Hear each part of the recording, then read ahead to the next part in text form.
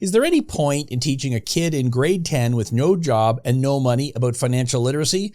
Ted and I discuss it starting right now. This is Debt Free in 30. Here's your host, Doug Hoyes. This is episode number 374 of the Debt Free in 30 podcast, and in Canada, November is Financial Literacy Month. Da, da, da, da. So today, Ted and I are going to discuss teaching financial literacy in high school. Let's discuss what happens here in Ontario. Back in 2016, you remember 2016, episode number 116, my guest was Prakash Amarasoria, a banker, but also a member of the Toronto Youth Cabinet, who launched a petition urging the Ontario Ministry of Education to beef up their grade 10 career studies course to include basic financial skills like budgeting. Okay. Sounds like motherhood. Took a while, but the government listened, and starting in the fall of 2019, financial literacy became a major component in the grade 10 career studies course, and it was also included in many different subject areas from grades 4 to 12. I believe there was a different government in 2016 than in 2019, but we'll just skip over that. So there are two schools of thought here. Do you like that pun there, Ted? Two schools of thought. You did that very well. I thought so. Teach kids early so they're prepared for life, or there's no point in teaching a kid about mortgages when they're in high school, so why bother? So let's start on a positive note. Give me one good reason why we should actually teach financial literacy in high school. Well, there's some value to the teaching them early is a good idea, so let's go with that. There you go. So, okay, and that, knowledge isn't a bad thing, I guess. The sooner you learn something, the more likely you can put it to practical use. Absolutely. Maybe. And I guess the best advice would be, wear a suit, right? That's exactly right. Makes you look smarter. We both got our that we can't button that's up right. those suits? We can't button up because there was this pandemic for 2 years and now nobody fits into their clothes. But hey, what can you do? Okay, so grade 9 math has a strand. I don't know what a strand is, but I've done my show prep and that's what they call it. Yep. A strand on financial literacy, demonstrate the knowledge and skills needed to make informed financial decisions. Okay, that sounds like motherhood to me. Right. And there are different components to it. Identify a past or current financial situation and explain how it can inform financial decisions by applying an understanding of the context of the situation and related mathematical knowledge. Like a government deficit? There you go. Ooh, that would be That's too complicated for this discussion. That would be awesome. Identify financial situations that involve appreciation and depreciation and use associated graphs to answer related questions. That's exactly what you were thinking about in grade 9, was it not? And when I was in grade 9, certainly. Certainly, absolutely. When was that? Were they still using abacuses? They were. Well, it would have been in the late 70s, early 80s? Grade 9 would have been. Yeah, it was a mid while 70s, ago. Yeah, 76 maybe. There you go. So I think it was the 70s for me as well. Compare the effects that different interest rates, lengths of borrowing time, ways in which interest is calculated, and amounts of down payments have on the overall costs associated with, easy for me to say, with purchasing goods or services using appropriate tools. And Section 4, modify budgets displayed in various ways to reflect specific changes in circumstances and provide a rationale for the modifications. Okay, so there you go, Ted. That's the strand on math. What are you thinking? Grade 9, you're 13 years old? 13, maybe 14 years old. Legally, you can get a job at 14 and be paid, but I don't know many 14-year-olds that do that, at least in Ontario. I'm not sure when a 13 or 14-year-old would have encountered depreciation. And amortization. Don't forget about amortization. Right. So part of this is you're offsetting the value of an early education with teaching them things that they can't practically use for too long a period of time for them to retain any of the knowledge. Yeah. Teaching somebody about retirement when they're 15 years old, it's like, well, I'm going to have forgotten anything you taught me. But you know what the RSP salesman will tell you. You put that $100 in the savings account when you're 15, it'll be worth $110 by the time you're 65. Think of the money you made. Yeah, and that's actually true mathematically, I guess. So it does, yeah, but. So, okay, according to the Ministry of Education website, again, I'll put links to all this in the show notes, the careers course. Now, that's a grade 10 course. Right. So you have a kid who is not yet in grade 10. That's right. My oldest is in grade 8 this year. So you've got a couple more years and then you got a bunch of kids. So I actually remember when my sons, who are now in their 20s, had grade 10 careers, and it was the careers course is half a course. Right. And then there's, I don't know, civic studies. Life skills or something. I don't know what it is. civics or government or something. I don't know. So it's half a course to begin with, and then there's a whole bunch of stuff. Obviously, careers being one of them. Financial literacy is what, a quarter of the course or something? It's clearly less than the full thing. So there's a section, planning and financial management, to help meet post-secondary goals. Okay, sounds promising so far. Students will create different resume types for their jobs and careers of the future. Okay, that's something you can look up on the internet, but okay. As well as learn the importance of financial management, including budgeting, paying bills on time, the value of using credit responsibly, and options to pay for post-secondary education. Ooh. So give me your thoughts on that shopping list of things that are covered in this careers course. So this all sounds like, again, we're going to use that term motherhood, that it sounds like a good idea, but I just can't imagine them doing it in an effective or a practical way.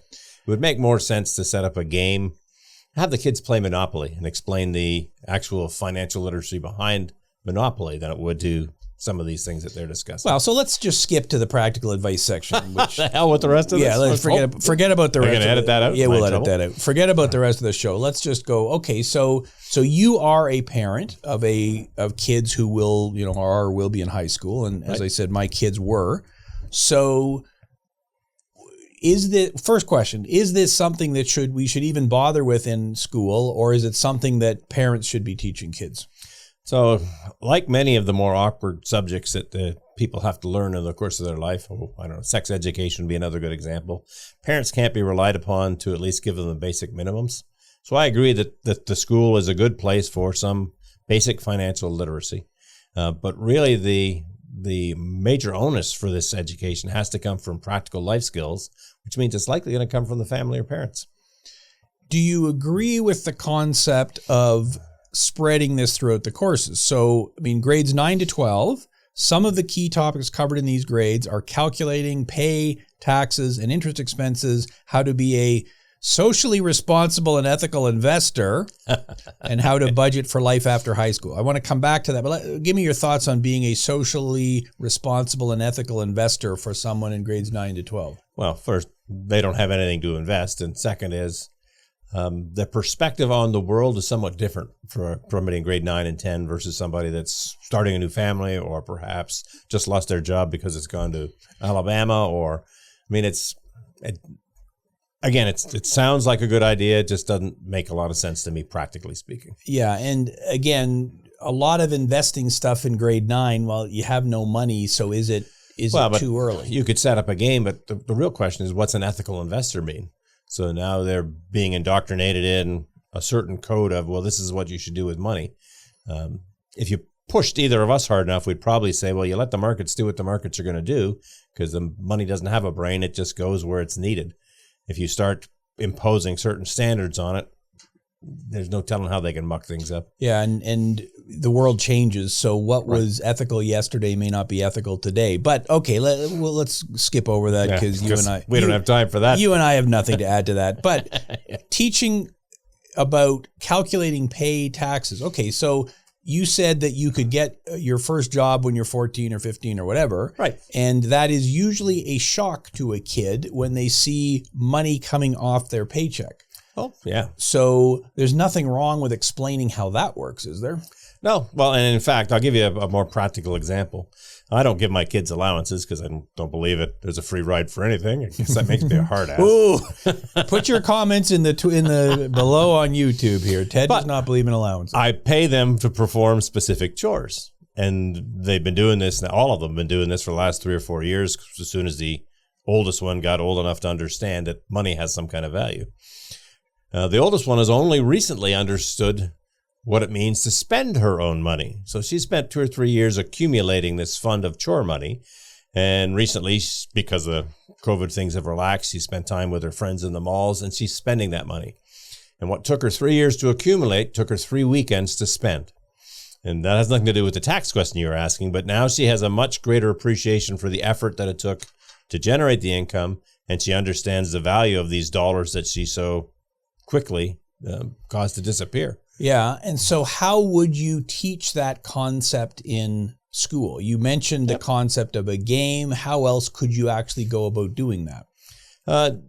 Money is a medium of exchange. So you could change We don't have to be talking about money. You need to have an appreciation for how interest works for and against you. So how is interest good? When is interest bad? And you can relate that to any sort of thing. So it could be you finish your assignment early, you accumulate this time in the time bank. Well, and the more time you have, all the other things that you can do. You could easily change this to any other medium of exchange instead of money. We just use money because it's convenient. And it's easy to track and it's numbers and all the rest of it. Right. So do you agree with spreading the financial literacy discussion out over different topics? So there's the careers course, but then also there's math, which is what you just described. Right. So it makes sense when you're doing the, how to calculate interest and amortizations and everything to link that in as well. Well, I looked at the grade 10 curriculum, and that's all supposed to be part of it. Again, it has to be somehow relatable to the children, or they're not going to retain much of this information. I mean, one of the complaints we have with the education system overall is no one is properly educated in the effects of compounding interest. So they get out of high school, they get out of university, they may never had credit cards or loans or debt, and so they don't know what they're dealing with, and they don't fully appreciate the power of compounding interest. Okay, and that's an excellent concept to understand because compounding works both ways. That's right. So let's assume that I am a high school aged kid, which, I have a youthful demeanor. So are you paying attention? What? Huh? What? So how would you explain compounding interest to as simply as you can? Yeah. So normally whenever I'm asked to explain how interest works, it's in relation to money. I tell people it's the cost of using someone else's money. So when someone is using your money, you put it in a savings account, they pay you a fee for the privilege of using your money. When you use someone else's money, you pay them a fee for the privilege of using theirs. And you always pay the other guy more money to use their money than they're going to pay you to use yours. Because that's how they make a profit. Right. And so that explains interest. Well, and let's take a real world example then. Your favorite lender, of course, are payday lenders. Oh, Jesus. And I had to work that in. I had to. It wasn't in the script, but I've kind of abandoned the script anyways. So how do you explain that other than by showing the numbers? Well, and maybe you can't. A graphic is useful in that you show that most people that go to a payday lender think they're paying, a simple 10 or 20% interest. $15 on 100, that's right. 15%. When in fact they're paying. Well, if it's 200 and what's that? 390%. 390% because you're paying $15 every 2 weeks for 26 weeks if it's a biweekly loan. So is there anything more shocking than that number? No, there probably is. Again, unless you can use some kind of visual aid to depict the number, because kids don't necessarily, they understand dollars. There's 100 pennies in a dollar. There's, they get that whole concept, but they don't necessarily appreciate the value of it.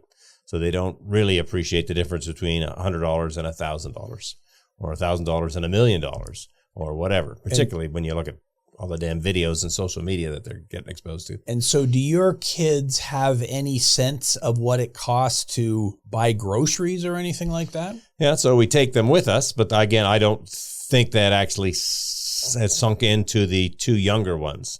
The 13-year-old now is getting it because she's spending her own money. So it stopped being, I'm not giving you money to do this. You want to do that, you have your own money, do what you want with it. And she frittered it away pretty quickly. Yeah, and so going to the store and paying $100 for something doesn't mean anything if I don't understand what $100 means. That's how much it takes to earn $100. Yep. So my youngest has no concept of how much effort it would take to do that because she hasn't started spending any of her own money. So she's got, I think, $76 accumulated in her chart right now. But she doesn't know what that means. She just thinks it's a number and it's bigger than her. Yeah, last week it was 74 and this week it's 76, so the number's going up, so it's all good. But the 13-year-old had $99 in there from accumulated things, and again, in 3 weeks she blew it. Yep. And so she understood that it took her a number of months to accumulate that money, and now it's all gone. It disappeared fairly quickly. So again, how then do you teach those concepts other than with real world examples, I guess? Right. Well, that's, again, I think that's the most practical way to do it. It has to be something that they can relate to. So again, I think in schools, you're more likely to be able to teach this lesson using the clock versus using money. So you finish your assignment early, you've got 10 minutes in your bank that you can go to recess earlier or extend it to your lunch. If you don't use that time this week, I'll add another minute to it. They understand all of that because it has value to them. They may not understand money. Because they didn't have to work for it yet. Right. Is there any point in teaching budgeting at the high school level? And of course, I've done videos on YouTube where I say budgeting is a waste of time for anybody, but let's put my personal biases aside here. Right. Because I believe that you're better off coming up with other ways to manage your money. I totally agree. You have to know where your money's going. I'm not saying, but in my experience, people trying to keep track of every dollar they spend, they end up getting off track, and the average person isn't disciplined enough to actually keep track of all of those things, and they can't see the forest for the trees. Yeah. And then when you aren't able to keep track of it, you feel worse than when you were able to keep track of it. Right. And it's actually demotivating. It's like counting calories that, I didn't count them. Forget it. Right. So is there any point in doing budgeting type exercises in high school? So the formal type of budgeting exercise that most people think, so this is my income and these are all of my expenses, I've averaged them over the last 3 months, probably serves no useful purpose except to educate them on how a budget works. For an individual, again, it makes much more sense to, okay, what do I have to pay for this month? Where's that money going to come from? So instead of calling it a budget, break it down into manageable chunks that they understand. And then you can build those chunks to the point, well, maybe they actually have what an accountant would call a budget, but that's not what the way they think about it. Yeah, because it's a different word. Right. Now, I said that according to the Ministry of Education website, something, and options to pay for post-secondary education. That's a nice dig, isn't that? Well, so I think that's a fantastic thing to be talking to a high school student about. Right. Because it's going to happen in their near future. Well, I'll give you another real life example. So the lady that comes and helps look after our house has a daughter that's in grade 12. And they've recently been talking about which university she's going to go to. And she clearly told her parents that she expects them to pay for her university. Her parents clearly told her that she's got the wrong idea. Now, they've left it a little late. She's in grade 12. But you have to develop that expectation and that understanding with your children early enough that there's a realistic goal that both sides can meet. Yeah. If I'm a kid, my parents have paid for everything. Right. Forever, since I was born, since the dawn of time. So why would they not be paying for my post-secondary education? That's just a reasonable wherever assumption. I want to go, right? To study whatever I want to study. I want to go to Harvard because we all want to go to Harvard to get an art history degree. Yeah, absolutely, which is of course what you and I did, and here we are. That's right. So, what should we? Well, so you've already said one thing, that you should be having this discussion a lot earlier in the time frame. Right. I think what should be done is to use actual numbers. Yes. So, okay, let's pretend you want to go to the University of Toronto and study X. Well, it's pretty easy to go to the University of Toronto website and see what tuition is. Right. And it's not that hard to figure out how much it costs to live in residence or to live on your own, and then all the ancillary stuff you've got to spend. Okay, kid in grade 10, the education that you have picked is going to cost $20,000 per year, and it's a 4-year program. That would be, okay, I can't do the math in my head, but it's a big number, right? Right. So $80,000, you have a job working at the fast food joint, making $14-15 an hour. That's back to your concept of the clock. Right. You're going to have to work for the next 40 years to earn enough money to be able to pay for your education. Now, I'm guessing that they are not going into that level of detail at the high school level. I'm sure they're not. Because if they did, no one would go to university. Right. The numbers are staggering. But it's not just that. It's here's what it's going to cost. Here's what you get when you get out.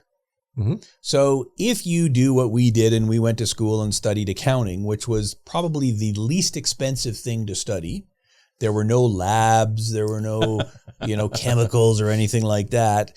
And it was pretty easy. And nothing has changed in There you 2,000 go. years. That's right. That's right. Accounting, double entry bookkeeping. The Babylonians came up with that. Right. So, and it's not hard to figure out roughly what kind of income you can earn with that level of education. Right. I have no idea what a CPA earns now, but I assume it's reasonably quantifiable. So you can actually do the calculation. Mm-hmm. If I do this, it's going to cost me that, and this is what I'll get at the end. But if I'm taking a general arts degree, mm-hmm. or even a general anything degree that right. does not have a specific end, a specific conclusion, how can you even make that determination? So now you're butting up into, my father was a university professor, and I had this argument with him frequently. So what's the point of going to university if you don't know you're going to get a job at the end of it? Well, we're teaching you how to think. It's all about critical thinking and being able to adapt to any situation. Well, I think, that's absolutely idiotic if you're going to come out with a $50,000 student loan and no job to pay for it. Yeah. Shouldn't we be teaching the critical thinking before I get to university then? Right. So, and what your father says kind of makes sense, I guess. He's a little biased because that's how he got paid. Exactly. That was, and we're all biased. Right. You and I both went to university. As I get older, and I'm not as old as you, but as I get older, I am becoming more and more biased against post-secondary education because there are a lot of jobs you can get that don't require it. Mm-hmm. And you hit the nail on the head. And we see this in our Joe Detter, Hoyes and Michalos bankruptcy study every year, that people who graduate and aren't able to get the kind of jobs they want end up with a mountain of student loan debt. Right. And that puts off every other thing they want to do with their life. Yeah, you can't get married, you can't have kids, you can't buy a house, you can't start your own business because you've got this weight around your shoulders. And of course, as everybody who watches this podcast knows, if you graduate from school, you can't just go bankrupt and get rid of student loans. It doesn't work like that. Not anymore. So you've got to be out of school for at least 7 years before they're dischargeable. So would it not be better to be emphasizing those types of things? Because that's really, really practical. Well, I've said to lots of people at that grade 12, grade 13 level, you know what? Go out and work for a year or two. Make sure you understand how hard some of these other jobs are. And then you'll understand the value of that education and you'll be more focused. Which is exactly what you did. Right. Funny why I'm biased that way. That's right. Yes, there you go. Whereas I went straight to university and became an accountant, and now I'm wearing a suit on a podcast. That's right. Which is an audio podcast. So why we're wearing suits, I don't really know. But they don't really know that we're wearing suits. That's true. This is probably all being edited later. I guess where I come down on all this is I agree with your father. Thinking is good. Yep. I'm a big fan of that. But I think whatever we do has to be age appropriate. It has to be targeted at the people that you are doing it. So, and I don't know what exactly each teacher is teaching in this course, but if they parachuted me into a classroom tomorrow, which would be a disaster, but let's say it happened. And my father was a middle school and high school teacher, so it runs in the family, I guess. I think lesson number one would be, let's talk cell phones. Oh, gee, yes. Because that's something that a kid uses. Mm-hmm. All of your kids have cell phones. Constantly. And of course they're kids, so we're paying for them. But let's lesson one, let's go to the mall and buy a cell phone. Okay. What questions should you ask? Mm-hmm. So that's lesson one. I'm just going to sit up here at the blackboard. Do they still have chalkboards? I don't know if that's still. Yeah, some of them do. So at the electronic whiteboard or whatever. Same difference. And I'm going to write down every question you should ask. Okay, well, which celebrity uses the phone? That'd be my first question. Is it the latest model? I don't want version 12 if version 14 Can I is lock out. my parents out? Exactly. Can I watch videos on it? Or TikTok or whatever kids do. Of course, those are all the wrong questions. Right.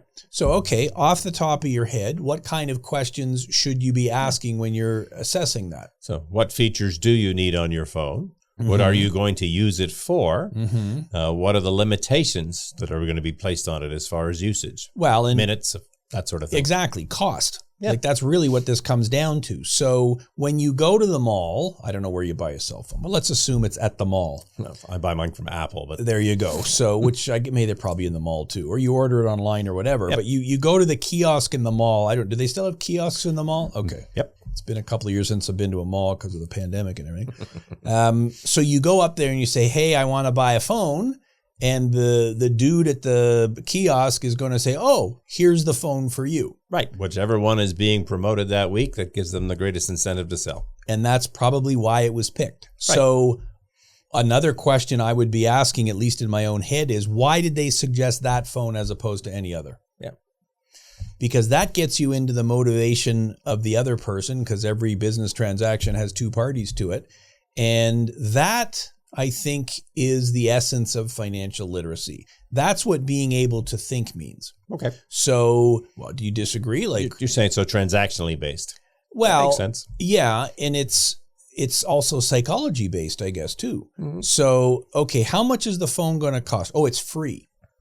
Okay. Why is it free? Yeah. Why is it free? Well, because you're signing up for this plan and you're going to be paying this much each month. Okay. So if I didn't sign up for the plan, how much would it be? Right. If I just bought it, how much would it be? And these are all the questions you only learn over time. By doing it. Yeah. And you and I did a show a while back on, cars. Mm-hmm. Okay. What are the questions I should ask when buying a car? Well, they're exactly the same questions. Right.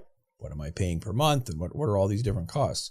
So I don't know, if I was teaching financial literacy in high school, that's how I do it. The first lesson would be cell phones. Where would you start? Yeah, no, that's a good question. Again, I don't think I would start with money at all. I would start with something else, either allocations of time or some sort of reward or treat that they would perceive. But it's only because I'm not sure they fully appreciate the value of money. I mean, every 12 and 13-year-old knows they want lots of money. They don't quite understand why. So it's got to be something they relate to. But the cell phone example works. I failed that cell phone experiment because I got the oldest. I got her a phone when she was 11 and said she had to work to pay for it, and that lasted about a month. And she just stopped working and Still had the phone. Right. Well, and I guess this is back to your point why we can't leave this to the parents. Right. Because they're your kids and you may not be a financial expert anyways, or your kids kind of rule the roost. So, well, and I mean, we've done a show in the beginning of November for Financial Literacy Month for the 7 years we've been doing this podcast, right, and have not come up with any new brilliant things to... there is nothing new under the sun with this. If you want to do your kids a favor, teach them the value of money and make them understand how interest works. And that's pretty much where it is. And yeah, and I guess my advice is you want to focus on critical thought, as your father suggested. And to me, what that means is trying to figure out what questions to ask. Right. What questions should I ask? So, because the deal that I'm presented with will always seem like a great deal. Sure. I'll give you another example. Every kid on their phone now can trade crypto, right? And crypto always goes up. We know that, always right? goes it up, never unless goes, it's never Tuesday goes, or Wednesday. Right, or an even or an odd day. So, okay, what questions should I be asking about that? Well, that's another good exercise. So, does it ever go down? Right. What is the history? What is behind this doggy coin? Yes. What is it based on? What is How it come based it keeps on? going up? Right. And I think you should ask the same question about everything else too, the stock you want to buy and the house you want to buy and all the rest of it. But that's what I would be focusing on. I'd be focusing on what questions should you ask, and that hopefully leads you in the direction of the answer. In a better direction. Yeah, I mean, maybe there is no answer. Now, I totally agree. You have to have the math basis of that too.